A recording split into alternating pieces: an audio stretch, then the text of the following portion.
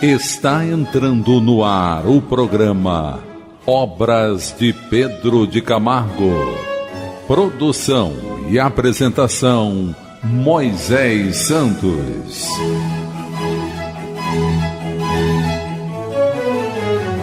Caríssimos ouvintes da Rádio Rio de Janeiro, eu sou Moisés Santos. Este é o programa Obras de Pedro de Camargo. Permaneceremos juntos, meu caro ouvinte, nesse propósito, pela busca do entendimento do Evangelho de Jesus, à luz dos seus recursos naturais de libertação de todo mal, o entendimento que nos proporciona qualificação das nossas escolhas, no sentido para viver na alimentação da alma. Então vamos continuar juntos estudando e usando esta obra que Pedro de Camargo carinhosamente elaborou para todos nós, auxiliando-nos nessa amplitude de horizontes e valores. O livro, você já sabe que está acompanhando conosco, é o livro Nas Pegadas do Mestre, a editora da Federação Espírita Brasileira. Hoje o título do capítulo refere-se a uma das parábolas conhecidas de Jesus, os últimos que serão primeiros. Aqui Pedro Camargo está se apropriando de um novo sentido, convidando-nos a refletir que nem todos têm essa equivalência. Nem todo que é o último também será primeiro. Então, quando Jesus afirmou em sua parábola, os últimos serão os primeiros, ele está nos dizendo da equanimidade da criação, da justiça divina, das oportunidades equivalentes a todos, mesmo que em tempos diferentes. Mas se nós não trabalharmos, se não nos esforçarmos, se não fizermos a nossa parte, não vamos usufruir desse recurso. Então o título é Últimos que serão primeiros, e ele começa dizendo: o valor de nossos feitos não está nas proporções vultuosas desses feitos. Deus não olha para o volume, nem para a quantidade, mas para a qualidade. Ele não quer o muito, quer o bom, quer o melhor. É preferível, pois, o pouco bom ao muito regular. Então, já nesse primeiro parágrafo, Pedro Camargo está aliviando os nossos corações, meu caro ouvinte, convidando-nos a realizar aquilo que pudermos realmente realizar com qualidade. Ficamos tão preocupados em realizar muitas coisas, em estabelecer consequências de repercussão nas nossas ações, pelo volume de coisas, e esquecemos de tirar o grande proveito, às vezes, do pouco que se faz, mas com muita qualidade e, portanto, oportunidade de refazermos as nossas condições energéticas, vibratórias, espirituais, emocionais e estabelecer uma comunhão digna com o propósito do bem. Nossas obras devem ser feitas com alegria e singeleza de coração, sem tédio nem cansaço, sem intenção reservada. Lembrando que o objetivo do Espiritismo, meu caro ouvinte, é a oportunidade de estabelecermos o desenvolvimento ou o progresso intelectual e também moral. Então, se assumimos um compromisso de trabalho e ficamos exaustos, cansados, entediados, observando o tempo passar sem que ele passe, assim estabelecendo desconforto naquilo que escolhemos para fazer, não estaremos no objetivo. Então o limite do trabalho é o limite das nossas forças, e a ocupação do trabalho tem que estar de acordo com os nossos talentos. A virtude exclui cálculos de qualquer espécie.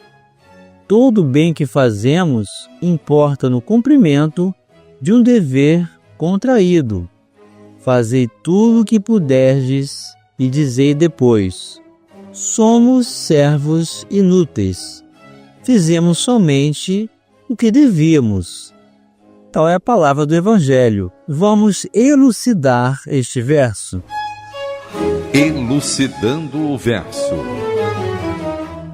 Esta passagem, meu caro ouvinte, é do Evangelho de Jesus segundo Lucas, capítulo 17, versículos 9 a 10.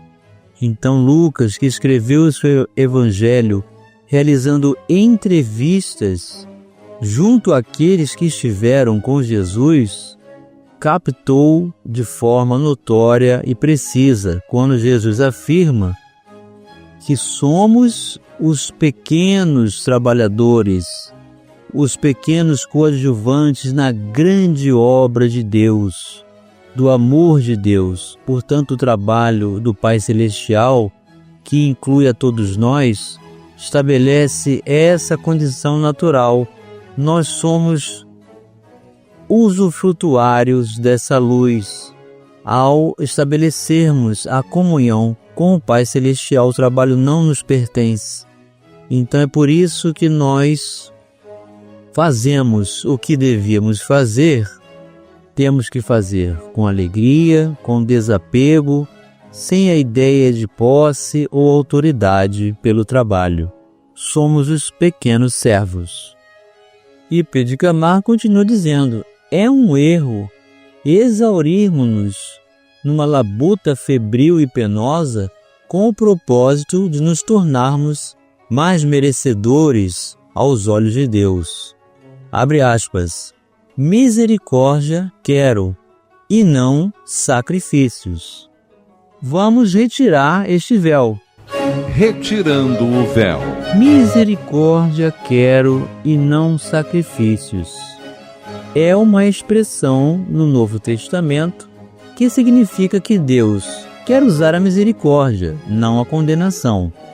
Essa expressão, meu caro ouvinte, aparece em Mateus capítulo 9, versículo 13, e também do mesmo evangelista no capítulo 12, versículo 7. Na primeira passagem referida, temos: ide, porém, e aprendei o que significa misericórdia quero e não sacrifício, porque eu não vim para chamar os justos, mas os pecadores ao arrependimento. E a outra passagem do evangelista, ele escreve: se vós soubesses o que significa misericórdia quero e não holocaustos, não terias condenado inocentes. A expressão misericórdia quero e não sacrifícios também aparece em Oséias capítulo 6, versículo 6, que diz: pois misericórdia quero e não sacrifício, e o conhecimento de Deus mais do que holocaustos. Então, o equivalente bíblico de misericórdia quero e não sacrifícios é a palavra que se lê em Ezequiel: não quero a morte do pecador, mas que se converta e viva. A vida, continua Pedro de Camargo, mesmo considerada sob o aspecto da existência terrena, é um dom precioso e, como tal, deve ser vivida. Destruir-lhe o encanto natural, deduzi-la a uma série de atos forçados, transformá-la, enfim, em um fardo que se arrasta penosamente, não é virtude, é delito. Vamos buscar as diretrizes libertadoras na doutrina espírita.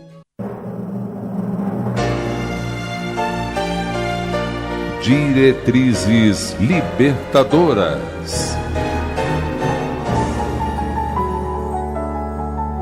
Do Evangelho segundo o Espiritismo, capítulo 17, sob o título Sede Perfeitos. O homem no mundo. É o item 10. Um sentimento de piedade deve sempre animar o coração dos que se reúnem sob as vistas do Senhor e imploram a assistência dos bons espíritos. Purificai, pois, os vossos corações. Não concitais que neles demore qualquer pensamento mundano ou fútil. Elevai o vosso espírito àqueles por quem chamais, a fim de que, encontrando em vós as necessárias disposições, possam lançar em profusão a semente que é preciso germine em vossas almas e dê frutos de caridade e justiça. Não julgueis, todavia, que exortando-vos incessantemente a prece e a evocação mental, pretendamos vivais uma vida mística, que vos conserve fora das leis da sociedade, onde estáis condenados a viver. Não, vivei com os homens da vossa época, como devem viver os homens. Sacrificai as necessidades, mesmo as frivolidades do dia, mas sacrificai com um sentimento de pureza que as possa santificar. Sois chamados a estar em contato com espíritos de naturezas diferentes, de caracteres opostos. Não choqueis a nenhum daqueles com quem estiverdes. Sede joviais, sede ditosos, mas seja a vossa jovialidade a que provém de uma consciência limpa. Seja a vossa aventura a do herdeiro do céu, que conta os dias que faltam para entrar na posse da sua herança. Não consiste a virtude em assumir de severo e lúgubre aspecto, em repelir os prazeres que as vossas condições humanas nos permitem. Basta reporteis todos os atos da vossa vida ao Criador que vos deu. Basta que, quando começardes ou acabardes uma obra, eleveis o pensamento a esse Criador e lhe peçais, num arrobo de alma, ou a sua proteção, para que obtenhais êxito, ou a sua bênção, para ela, se a concluístes. Em tudo o que fizerdes, remontai à fonte de todas as coisas, para que nenhuma de vossas ações deixe de ser purificada e santificada pela lembrança de Deus. A perfeição está toda, como disse o Cristo, na prática da caridade absoluta. Os deveres da caridade alcançam todas as posições sociais, desde o menor até o maior. Nenhuma caridade teria praticar o homem que vivesse insulado, unicamente no contato com seus semelhantes. Nas lutas mais árduas é que ele encontra ensejo de praticá-la. Aquele, pois, que se isola, priva-se voluntariamente do mais poderoso meio de aperfeiçoar-se, não tendo de pensar senão em si. Sua vida é de um egoísta. Não imagineis, portanto, que para viveres em comunicação constante conosco, para viveres sob as vistas do Senhor, seja preciso vos silicieis e cobrais de cinzas. Não, ainda uma vez vos dizemos: ditosos sede, segundo as necessidades da humanidade, mas que jamais na vossa felicidade entre um pensamento ou um ato que o possa ofender, ou fazer-se velho o semblante dos que vos amam e dirigem. Deus é amor, e aqueles que amam santamente, Ele os abençoa. Um Espírito Protetor, Bordeaux, 1863. Vamos continuar abordando a obra Últimos que serão os primeiros, já no próximo bloco. Participe do programa Obras de Pedro de Camargo enviando sua mensagem, dúvida ou sugestão pelo e-mail opg@radioriodejaneiro.am.br ou pelo WhatsApp da Rádio Rio de Janeiro 984867633 aos cuidados de Moisés Santos. Voltamos a apresentar o programa Obras de Pedro de Camargo. Produção e apresentação Moisés Santos. Caríssimos ouvintes da Rádio Rio de Janeiro, voltamos agora para o segundo bloco do nosso programa de hoje, em que permanecemos juntos abordando a obra Nas Pegadas do Mestre. O autor é Pedro de Camargo, a editora da Federação Espírita Brasileira. Hoje estamos estudando o capítulo Últimos que serão primeiros. E a mensagem do Evangelho segundo o Espiritismo do Espírito Protetor mostra que eles, mensageiros celestes, afirmam categoricamente, nos consolando, nos apontando diretrizes, que não querem o nosso cilício, ou seja, um sacrifício, uma atitude contra a própria condição natural da saúde do corpo, para nos ocuparmos com o bem. Portanto, meu caro ouvinte, o homem no mundo trata-se daquele que vai se ocupar com os seus deveres, que vai usufruir naturalmente dos prazeres que nós podemos realizar, sempre colocando nas mãos de Deus, nas bênçãos de Deus, a oportunidade desse exercício, sempre consultando a nossa própria consciência, o nosso próprio coração, para que não nos iludamos, não nos afastemos dos nossos compromissos que estabelecem as condições pedagógicas do nosso gênero de provas, que representam a grande oportunidade para cada um de nós na Terra exercer a sua oportunidade de educação, reedificação e crescimento espiritual. E Pio de Camargo continua dizendo: os reclusos do claustro. Recluso, meu caro ouvinte, é um afastado do convívio do mundo. E claustro é o núcleo religioso, a igreja, o templo, onde nós estabelecemos a nossa ocupação na escolha dos nossos ideais, dentro da concepção religiosa que trouxemos para os nossos corações. Portanto, furtando-se ao convívio social, incompatibilizando-se com a natureza em todas as suas manifestações, longe de se aproximar do céu, como pretendem, distanciam-se dele, porque todo o móvel de seus atos se funda num requintado egoísmo. O reino dos céus é daqueles que se tornam como as crianças, diz o Mestre, onde a simplicidade e a inocência da criança, nessa atitude estudada, nessa vida egoística, cujo único fio se resume na conquista de uma grande recompensa. A verdadeira virtude é aquela que a si mesma se ignora. Os humildes jamais se julgam seres privilegiados. Bem-aventurados os simples de espírito, porque deles é o reino dos céus. Reza o Sermão da Montanha. Bem-aventurados aqueles que fazem o bem e não se lembram de que o fizeram. A recompensa é sempre grande para os que nela não pensam, e é sempre mesquinha para os que a têm como móvel de seus atos. Vamos elucidar estes conceitos. Elucidando conceitos. Do Evangelho segundo o Espiritismo, o capítulo 7, Bem-aventurados os pobres de espírito. O que se deve entender por pobres de espírito? Item 2, fragmento.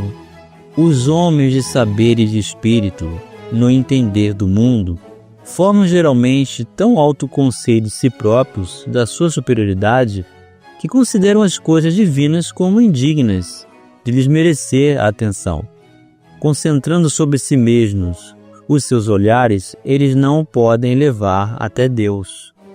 Essa tendência de se acreditarem superiores a tudo, muito a miúde os leva a negar aquilo que, estando-lhes acima, os depreciaria, a negar até mesmo a divindade. Ou, se condescendem em admiti-la, contestam-lhe um dos mais belos atributos, a ação providencial sobre as coisas deste mundo, persuadidos de que eles são suficientes para bem governá-lo. Tomando a inteligência que possuem para a medida da inteligência universal e julgando-se aptos a tudo compreender, não podem crer na possibilidade do que não compreendem. Consideram sem apelação as sentenças que proferem.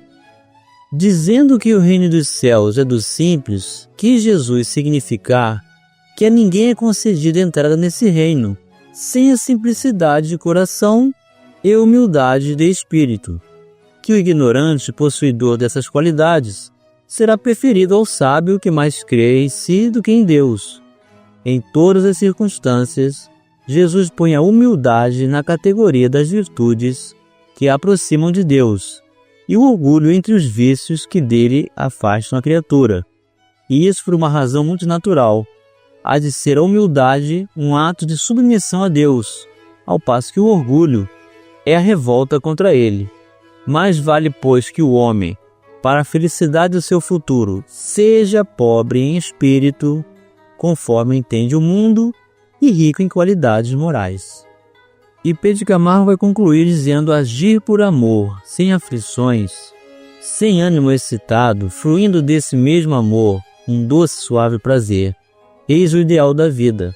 Os que assim procedem são felizes, nunca se queixam de ingratidões, nem de cansaço. O tédio e o mau humor jamais os atingirão. Vivem com alegria de viver, não se esgotam, nem se consomem. Suas energias, tanto físicas como espirituais, são sempre renovadas, mantendo o equilíbrio geral. Ao homem não compete fazer ajustes com Deus. Cumpre amá-lo e obedecer-lhe. Aqueles que prometem fazer isto ou aquilo, sob a condição de lhes ser concedida determinada mercê, desconhecem por completo o caráter da divindade. Pretendem fixar a paga, estabelecer o galardão. Insensatos, deixai a Deus dar-vos o que bem entender, pois será sempre mais e melhor do que aquilo que concebeis em vosso egoísmo. Não convém pedirmos a extensão dos nossos méritos. A Deus pertence esse mistério. Ninguém é bom juiz em causa própria. Trabalhemos com simplicidade, com alegria. Deus nos dará o que for justo. Não convém, tampouco, correr com o fim de ganhar dianteira, porque muitos últimos serão os primeiros, e muitos primeiros serão derradeiros, que também quer dizer últimos. Eis o que ensina Jesus através da parábola dos trabalhadores da 1ª hora, ou seja, da última hora do dia contado pelos judeus. Inserta no Evangelho segundo Mateus, capítulo 20. Então, meu caro ouvinte, nessa parábola, que mostra que todos os trabalhadores receberam a oportunidade de trabalho, todos tiveram o mesmo salário, ou seja, todos nós somos iguais perante Deus. Não existe um trabalho mais ou menos importante, todos são igualmente importantes. O que faz com que haja responsabilidade maior está na razão da oportunidade desse exercício dentro do que se estabelece como prioridades, como responsabilidade do nosso tempo, da nossa ocupação com esse trabalho. E chegou o momento, meu caro ouvinte, de você receber a mensagem do Mestre. Mensagem do Mestre. Estes últimos trabalharam apenas 1 hora. E lhes dás tanto quanto a nós que suportamos o peso do dia e do calor? Mas, respondendo, disse o dono da vinha a um deles: meu amigo, não te causo dano algum. Não convencionaste comigo receber 1 denário pelo teu dia? Toma o que te pertence e vais. Apraz-me a mim dar a este último tanto quanto a ti. Não me é, então, lícito fazer o que quero? Tens mau olho porque sou bom? Assim, os últimos serão os primeiros, e os primeiros serão os últimos, porque muitos são os chamados e poucos os escolhidos. Evangelho de Jesus segundo Mateus, capítulo 20, versículos 13 a 16. Jesus pedagogicamente nos oferecendo a equivalência dentro do reino de Deus, e que todos nós, não importa o tempo que estamos realizando o trabalho que realizamos, muitos chegam depois e apresentam vigor, qualidade, consistência e comunhão de simplicidade dentro da sua oportunidade de servir, com a mesma qualidade ou até maior do que a nossa. Isso nos mostra que esse salário, que é a satisfação pelo compromisso assumido conscientemente, de coração, com simplicidade, é que representa então o retorno natural, sem que esperemos por ele, sem que seja do mundo, mas do próprio Pai Celestial em nossas vidas hoje e sempre, meu caro ouvinte. Um grande abraço e até o próximo programa. Você ouviu o programa Obras de Pedro de Camargo. Produção e apresentação Moisés Santos.